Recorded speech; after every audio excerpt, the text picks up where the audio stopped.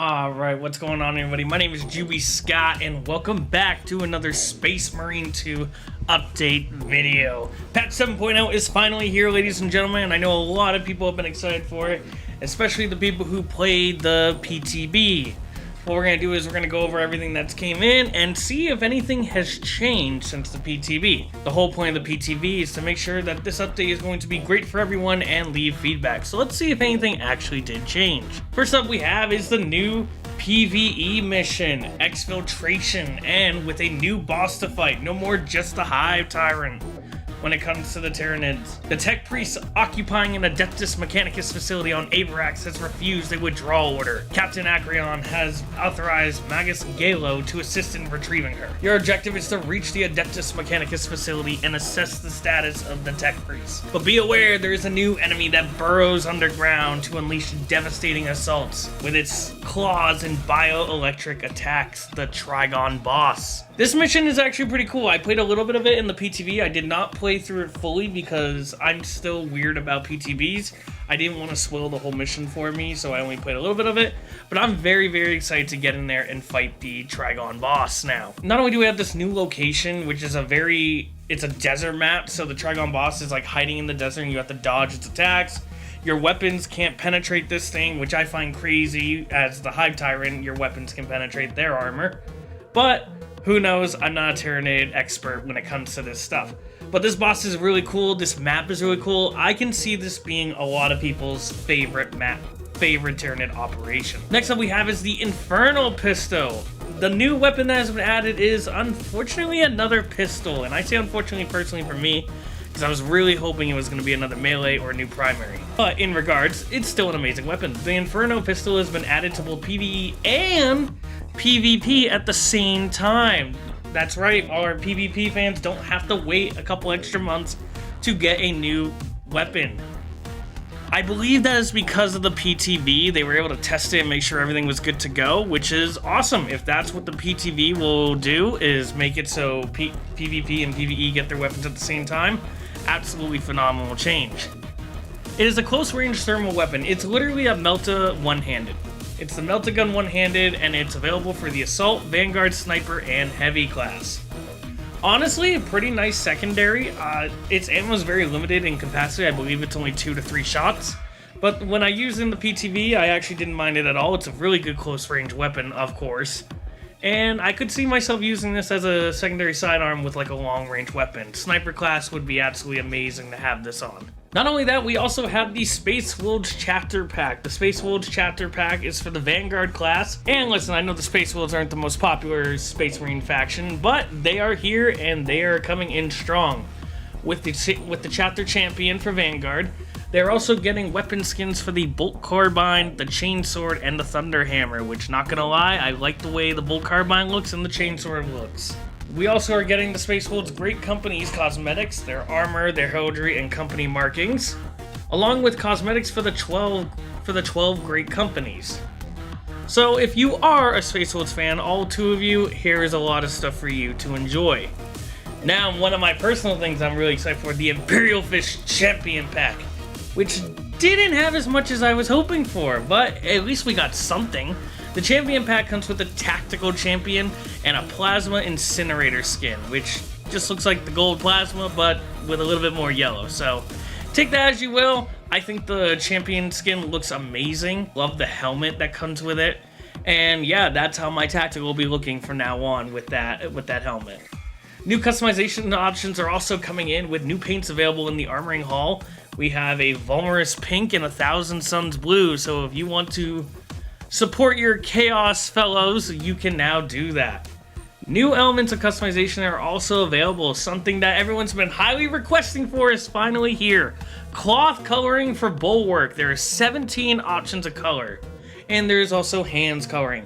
But finally, they are adding color to our cloth for Bulwark, which has been a huge request, and my buddy Gaius is super happy that it's finally here. Another simple update we have is the Prestige ranks are unlockable in PvE. So when you finally get to level 25 on your class, you can now purchase a Prestige to access the Prestige rewards. which are going to be cosmetics and specific perks. Not only that, private lobbies in PvP have officially been added as well. And something I'm super happy about is the PvE weapons have been extended to all classes. There are now more weapons universally allowed for each of the classes, and we talked about this a little bit in the PTB update. But, for example, the heavy class now gets the heavy bolt rifle and the heavy bolt pistol. Tactical now gets the combat knife, a plasma pistol, and a heavy bolt pistol. Assault now has the power sword and the plasma pistol, which is awesome. Bulwark is getting access to the heavy bolt pistol. Perfect. Now my bulwark is complete. Sniper is now getting access to the heavy bolt pistol and the instigator bolt carbine. And Vanguard, what I have been saying since day one of playing the Vanguard class, now has access to the bolt carbine. It made no sense why it didn't have access to it, but it's finally here, and yes, Vanguard also gets access to the heavy bolt pistol. They do warn us that originally these classes were not balanced around having these weapons. Some of these changes are only meant to bring more variety, fun, and lore accuracy to the game. Note, not every change here will make every weapon competitive with the rest of class loadouts.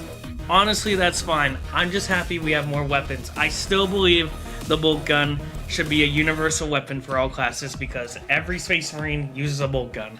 So give us that. But that's my hot take. Another thing they're adding is class-based matchmaking in operations mode. The first iteration of the system that is designed to reduce frequency of matchmaking with other people with the same classes. It is not going to prevent this 100%. There will always be some edge cases. We will be tweaking and improving the systems on our back end as we go. So as you select a class and go ahead and hit quick play, it is going to try even harder to make sure you don't join a lobby that already has the class you are playing. I personally appreciate that. When I first heard about this, I thought they meant they were going to allow multiple of the same classes in the same lobby. Unfortunately, not the case. But at least we had something to stop preventing us from having to keep re-queuing. For all my Call of Duty fans, they are adding something to PvP that everyone shudders at when it comes to Call of Duty. They're experimenting with a skill-based matchmaking for Eternal War mode. It's just an experiment right now. They'll be turning it off and on again in the back end without really telling us. They want to see if it actually works. It sounds like they're trying to avoid a Call of Duty situation. So I applaud them for being honest about it, that they are testing this out, and we'll see how it goes. Maybe they'll actually listen to our feedback when it comes to that, unlike Activision. Another thing to mention really quick is that the public test server is going to be closed. So if you still have that 90 gig public test build in your Steam, you can go ahead and simply uninstall it. It will be closed for now, and they will reopen again once they're looking for feedback on upcoming features. They're also adding a couple more things that I'll mention here. They are giving more match rewards by 50% in Eternal War mode. Base XP for PvE is now being increased by 10% for all difficulties. And a bunch of weapons also got buffed in PvE, which is nice.